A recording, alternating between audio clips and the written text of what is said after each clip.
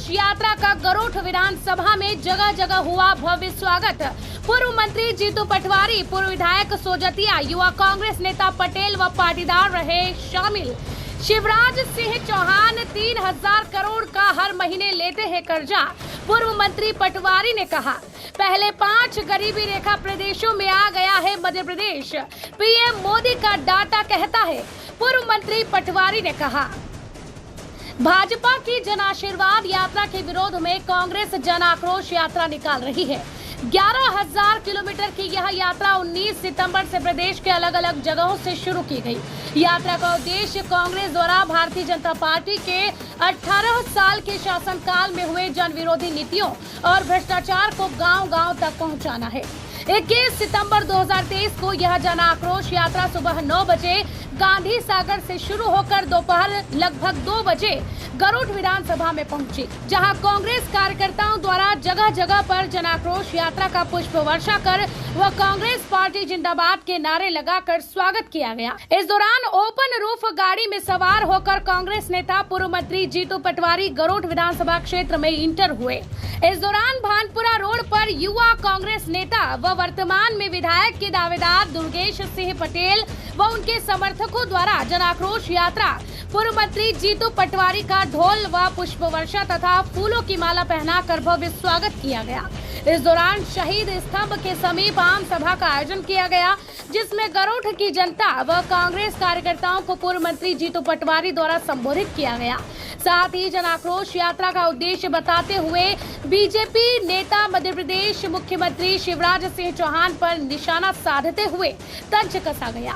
बड़ी तादाद में यहाँ उपस्थित है, इतनी बड़ी गर्मी में, धूप में, ये मेरे लिए सौभाग्य का विषय है। मैं गरुड़ के निवासियों के लिए कुछ प्रश्न सवाल छोड़ के जाना चाहता हूँ।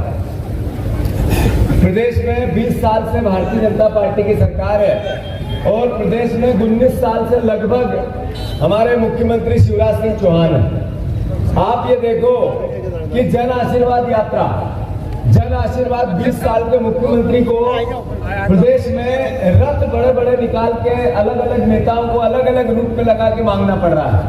20 साल के मुख्यमंत्री को जब अमित शाह जी से जबलपुर में पत्रकारों ने पूछा, भारतीय जनता पार्टी के अधिवेशन के समय पूछा, तो मैं अनुरोध कर रहा था कि शिवराज जी का मुख्यमंत्री आगे चेहरा क्यों नहीं है, तो इसके लिए अमित शाह जी ने कहा कि हमारा इंटरनल मामला है, हम जब समय आएगा आपको बताएंगे, आपको पार्टी के काम में पूछने का सवाल नहीं उठता है।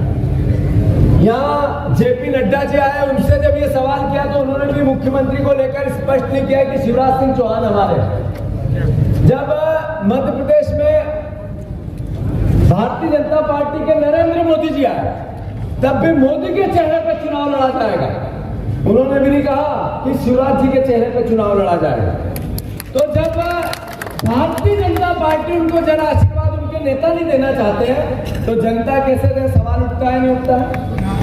और फिर जन आशीर्वाद किस बात का? इस बात का कि 20 साल में आपने 4 लाख करोड़ के कर्जे में मध्य प्रदेश को ला दिया, या इस बात का कि 1 करोड़ परिवार के लोग, परिवार के बच्चे, परिवार के युवा बेरोजगार इस प्रदेश में घूम रहे हैं, या इस बात का जन आशीर्वाद आपको दे कि 2 लाख महिलाएं, 2 लाख, यहाँ कितने वोट है भैया? यहाँ टोटल वोटों की संख्या कितनी है गरुड़ भानपुरा में? 2,56,000। तो 2,56,000 में 3 साल में 2 लाख, गरुड़ में जितनी जनसंख्या उसमें 50,000 कम। मध्य प्रदेश में महिलाएं गायब हो गई, गायब हो गई। ये मेरा आरोप नहीं है, ये एनसीआरबी के नरेंद्र मोदी जी का डाटा है। नरेंद्र मोदी जी के डाटा ये भी है कि पहले 5 राज्यों में गरीबी की रेखा के हमारा मध्य प्रदेश आ गया। यह भी 4 दिन पहले के डाटा है। इस बात का जन आशीर्वाद है कि आपने विधायकों की मंडी लगा दी। कभी सुना था, गरुड़ की जनता ने सुना, यहाँ इसी जिले के कुकड़ेश्वर के थे हमारे नीमच के आदरणीय सुंदरलाल पटवा जी, भारतीय जनता पार्टी के नेता, विपक्ष का भी काम किया, सत्ता में भी किया, और उन्होंने कभी विधायक खरीदे बेचे नहीं। आज की बीजेपी ने विधायकों की मंडी क्यों लगाई? इसका जन आशीर्वाद उनको देना चाहिए कि जन आक्रोश करना चाहिए?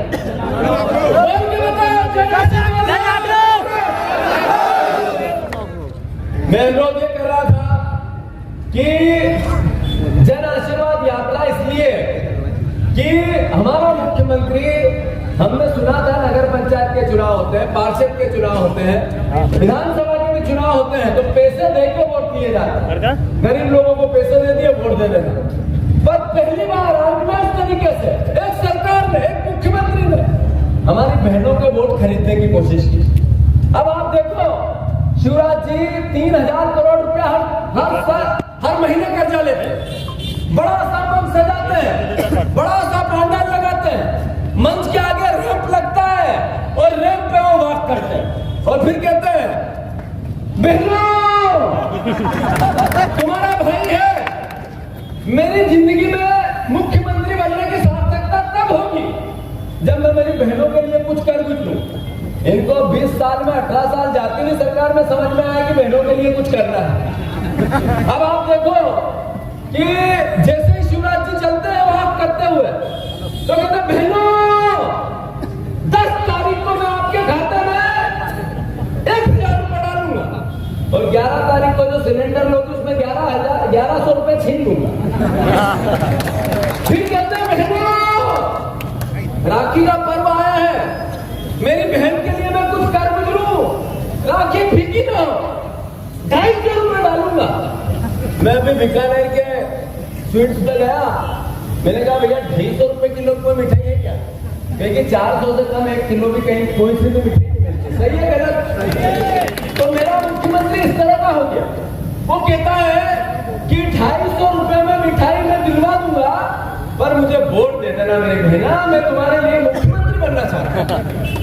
क्या हो गया मेरे मुख्यमंत्री, क्या हो गया उनकी समझ को?